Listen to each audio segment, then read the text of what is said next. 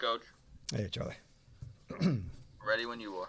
All right, let's get rolling. I think, we're going to talk about the game, but I thought you've heard me talk a lot about complementary football, and a team can win a game without it, but it cannot consistently win without all phases rocking together. And we've had some times where we're playing complementary football, and sometimes that's led to us winning, but too often it's led to us beating ourselves. So all three phases feed off each other, and it's worked for us and it's worked against us. I absolutely love how we fight back. I love it. There's no fight that we think we're out of, but we have to enter into these games physically, mentally, emotionally, all of it, all the time. Doesn't start in the second or third quarter. It starts, right here in Ashburn, meetings, practice. And so that's what I'm looking for. If we're going to be a team that gets better and does those things, we've got to consistently be about it. So on a short week, I know you have a lot of questions on injuries and transactions. I'm not going to be able to give you anything on that today, as we're still working through that and lots to go through tonight. I'll update you best I can before practice tomorrow. And with all that said, I'll get rolling with you guys for today. Go ahead, Con. Hey, Dan, with last night, the Bears hurt you guys on the ground more than other teams have. I'm curious how you feel like the run fits were, and how has that been throughout this year so far? Yeah, I think it's been an area that we've improved upon, John. I was not pleased with the second level run fits into last night's game, so not to lump it all into one. But it kind of like, most things, even with the complementaries, things I liked, then didn't. Things I liked, things didn't. So we've got to work hard to level those out, and that's for sure.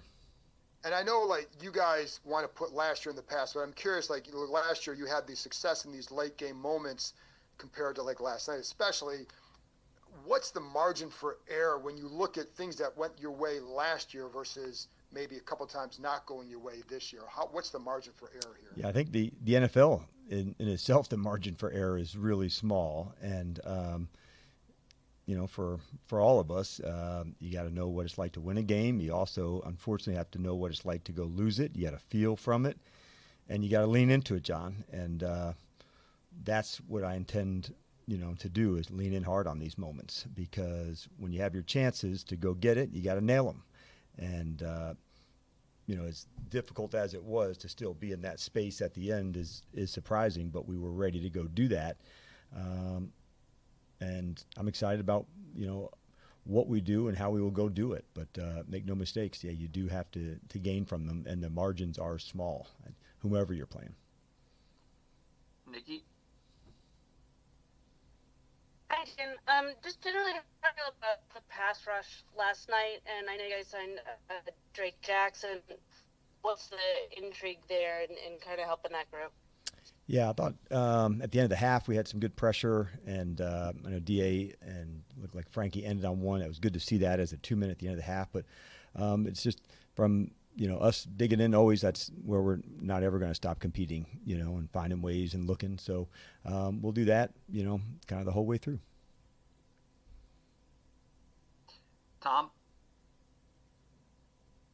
And last night you talked about being disappointed or a word like that about the physicality in some of the plays. I'm guessing what showed up, or I'm curious what showed up on the film and how you go about correcting that.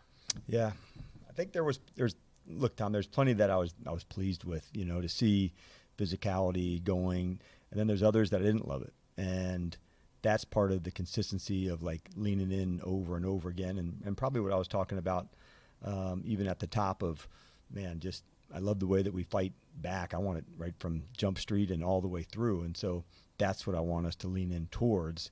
As far as it goes into being physical, I think effort and mindset, felt good at the start of the game. I just want to make sure that's the whole way, every play, how we get down. And it's difficult to attain that, Tom, but I think it's a standard worth going for. And it just can't be, this game or that game. It just has to be how we live and how we play. And so as you're going through the season, you're trying to level that out and keep making gains on it. But we do have to live it. If that's how we're, say we want to be about it, we got to do it all the time.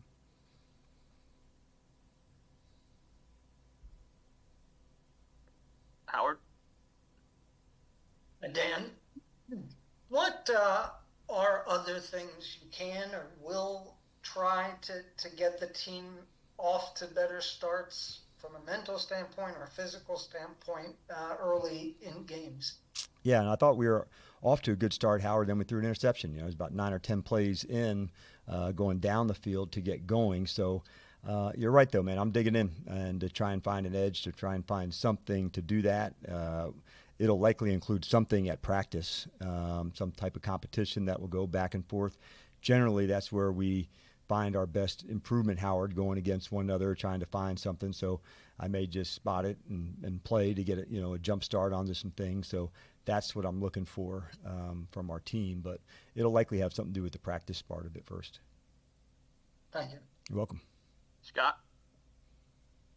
Hey, Dan, obviously you guys are in position to win that game last night. So for your staff and the players, Dan, what is the challenge now of trying to get over a game like that? Yeah, it's a good question, Scott. And I don't know if get over is the right word for me. I'd rather make sure we still lean into it first. And it sucks, man. You have to embrace that a little bit and knowing what to feel from it, what to learn from it. You're right that you don't carry it into the days ahead. There's plenty to learn. If they could play today, trust me, they would. It's the kind of loss that pisses you off. And those can also, Scott, they can have some real meaning if you lean into it. And trust me, we'll be leaning into it for sure. But we do have to turn the page in terms of the preparation heading into Dallas and all the unique challenges they have. I don't know if you heard this after the game last night, but Jaden was very forthcoming, saying he lost focus there on that handoff to Bill with 3 minutes left in the game. Was that surprising to you that he would say that he lost focus in that moment, knowing his track record of being so calm, cool, and collected in those moments? No, it doesn't surprise me. It actually, probably enhances what I feel about him. That's just like him to go through those spots. And I'm not surprised that he said that. I had a text that we exchanged today. I won't share that, but just about how important it is, how he plays, and I'm certain he'll learn from it. Ben? It's like based on the way you guys came out defensively against their scripted offense, you were anticipating that they may not go with their 12 personnel as much as they do typically. Were you surprised, though, that they stayed in it as much as they did? And what does that maybe say about how they viewed attacking you guys defensively? Like staying in 11 more, Ben? Is that what you're saying? Yeah, sorry. Staying in 11 more, yeah. Yeah, I wasn't all the way surprised. I was expecting lots of personnel groupings changing. That's what they had done the game before the bye. But sometimes when guys are coming back off of injuries and such, that can play a role in it too. So I can't speak to that. But I thought Joe and the guys were ready. If they wanted to go multiple groups, they could. Like I said, thought we made some progress with the exception of the last third down into that, as it went into the game. But, I know that they've had some games where they played more personnel groups than others. And so we were ready if they did. But I wasn't surprised necessarily. But they've got a good skill group, and I'm not surprised they, stayed in that one. That seems to be one that's a good one for them. Donna? Hey, Coach. Hi, Donna. When you look at the team overall, is it anything that concerns you a little bit more than one area over the other? Just the fact that we haven't done complementary as well as we need to, Donna, in the 6 games. So there's been times that we have, and it feels like winning, and it feels like the things we do feed off of one another. And then there's times when we don't. And, we had a chance at the end to get some points, at the end of the half and missing those spots. I liked how the defense then responded in their own 2 minute at the half. But the more we can lean into one another, Donna, the better it is for us. That's plain and simple, and when we're at our best. So that's what I want to make sure we capture, and not just some of the time, but all the time. And when you look at the offensive line play, what are you seeing there, and what do you want to see more?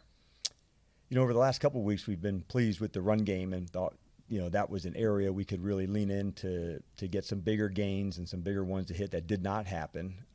So like most things, we're going to, emphasize the things that we need to, find our spots to go get better and go dig in to go do that.